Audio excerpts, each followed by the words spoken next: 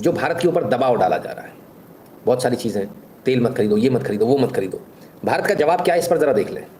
सवाल देखिए, जहाँ तक ऊर्जा ज़रूरतों की सोर्सिंग की बात होती है, उस पर हमारा जो ब्रॉड अप्रोच है, मतलब जो हमारा अप्रोच और रवैया है, उससे आप ये अवगत है कि बाजार में, अंतर्राष्ट्रीय बाजार में जो तेल मिलता है, किस भाव पर मिलता है, और उस समय या इस समय जो भी वैश्विक माहौल है, इसको लेके हम इस पर निर्णय करते हैं। जहाँ तक स्पेसिफिक आपके सवाल के बारे में बात है, मैं इससे कोई अवगत नहीं हूँ।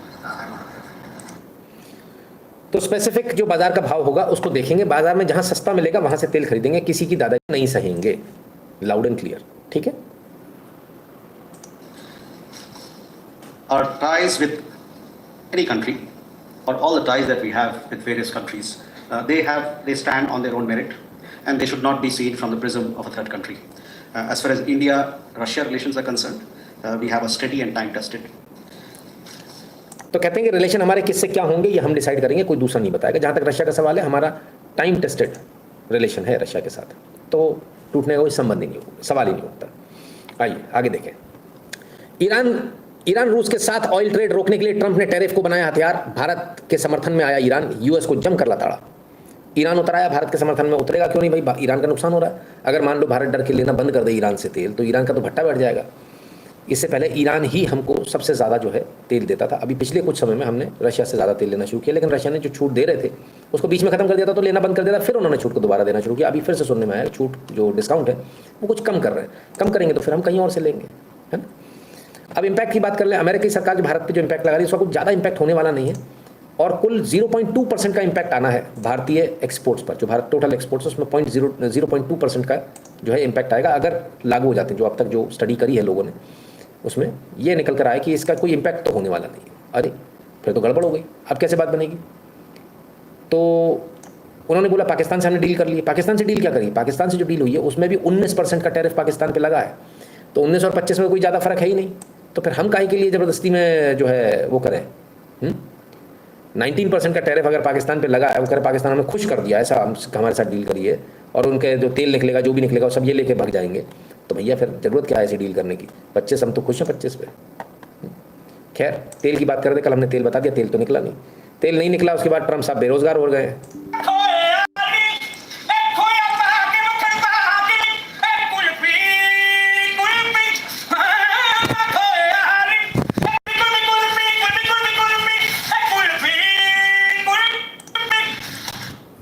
तो फिलहाल तो ट्रम्प साहब कुल्फ़ी की ठेला लगाए घूम रहे, लोग ऐसे मीम्स बना रहे। तेल तो मिला नहीं, अब कुल्फ़ी बेच लो, बर्बाद हो गए बेचारे पाकिस्तान के चक्कर में। पर ये तो कुछ भी नहीं है, अभी एक और रियल, ये मीम नहीं है सर, ये तो रियल है। पाकिस्तान में आतंकवादियों की ट्रेनिंग चल रही है, और ट्रेनिंग में इन्होंने किसी आदमी को पकड़ा, किसको पकड़ा जरा देखो। ओ हो, ये रियल लाइफ ट्रेनिंग है भाई। ओ भाई साहब, ओ तेरी, ट्रंप को पकड़ा, ओए होए होए होए होए, गजब कर दिया साहब। मैं तो कहता हूँ ट्रंप को अपनी सुरक्षा बढ़ा लेनी चाहिए, ये ट्रंप के लिए अच्छी खबर नहीं है। हमको वो सिखा रहे थे, हमको बता रहे थे क्या करना है।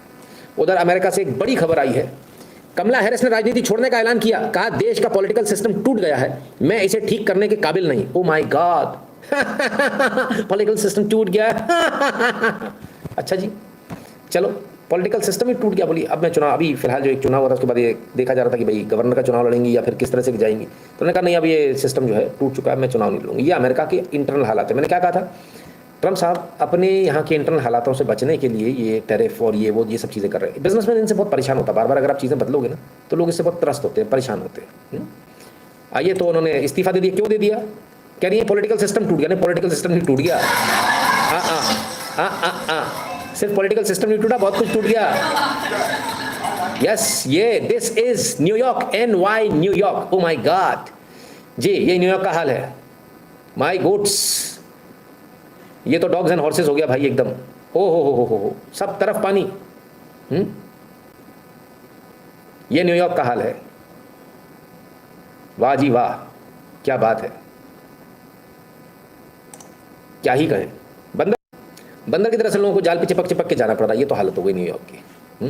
www.nitinshukla.in.com नहीं चल रहा है, .in पर आप जाइए, वहाँ आपको ये QR कोड मिलेगा, स्कैन कीजिएगा, अपनी फीस का अमाउंट भरिएगा, एड नोट में जाके अपना नंबर और नाम लिखिएगा, फिर सेंड कीजिएगा।